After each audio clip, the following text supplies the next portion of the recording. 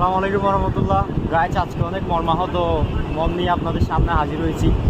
এই যে কক্সবাজার ইনানিতে আপনারা যে নেভি ব্রিজটা চিনেন, এটা হয়তো অনেকে অনেক মাধ্যমে দেখে থাকবেন। এই ব্রিজে ওঠার ফি নাকি 200 টাকা, তাও 2 ঘন্টার জন্য এই ব্রিজে ওঠা হচ্ছে 200 টাকা। আজকে আসলে গরিব অসহায় বলে আজকে এই ব্রিজটা উঠতে পারলাম না।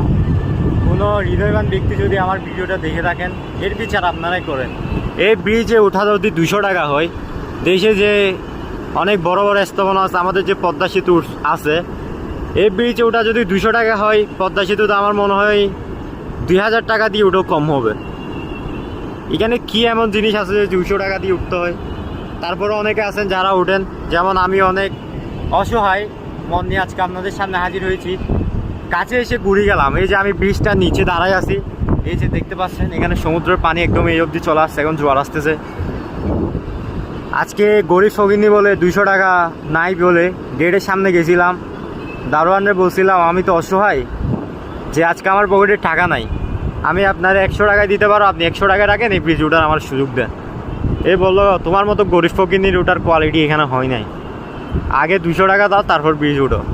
আসলে ওদেরকে কি বলা উচিত এটা আপনারাই বলেন, এর বিচার আমি আপনাদের কাছে